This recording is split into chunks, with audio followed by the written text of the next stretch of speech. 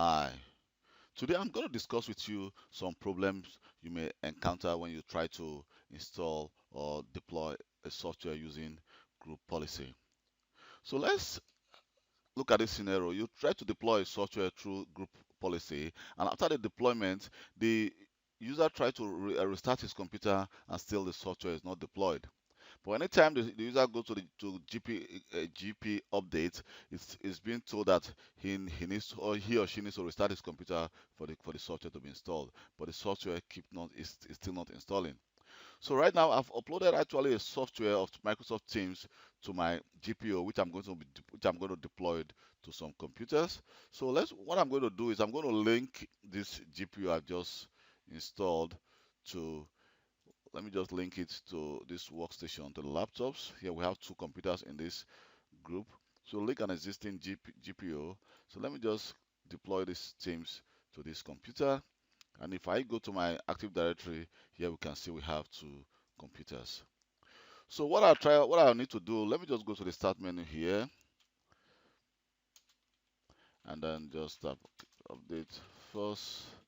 And also, I will need to go to the workstation because this is the workstation that is going to receive the update. So I will need to go to the Start menu here as well, type CMD, the command prompt, and then GP update, and then force.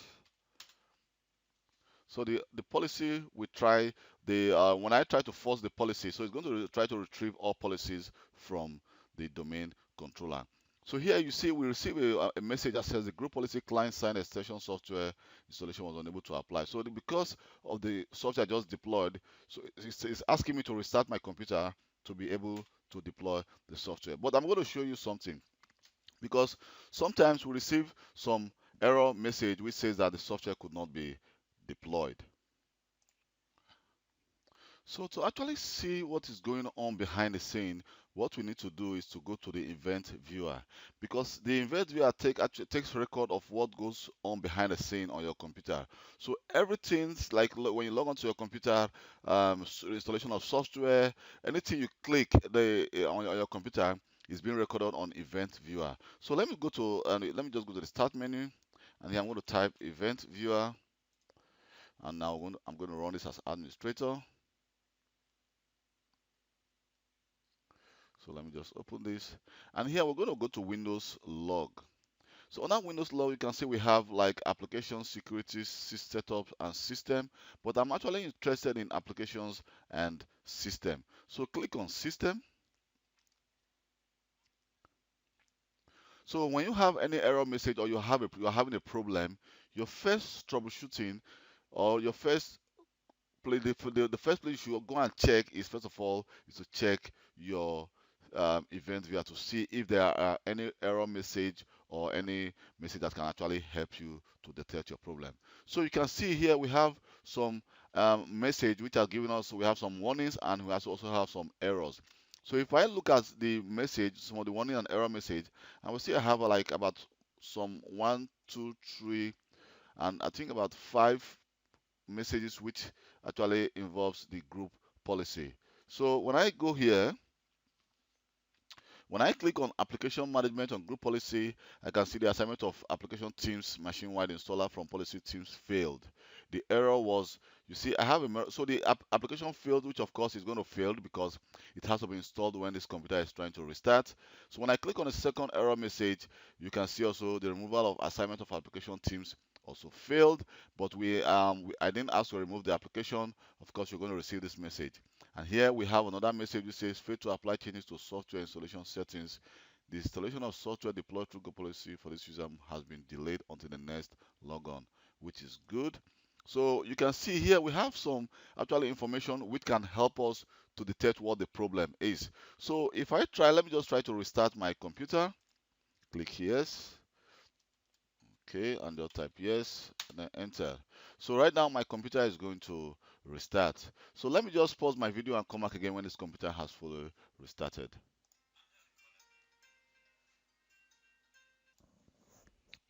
So I have restarted my computer, and here we can see if I go to the task manager, we can see we have a Windows installer, which means an application is being installed. And right here you can see that it goes very fast. The software is being is almost completed, and I can just sign in to my Microsoft Teams.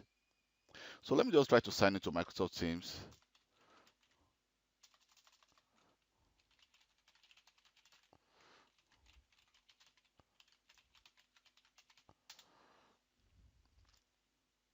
And here I'll be asked to enter my password.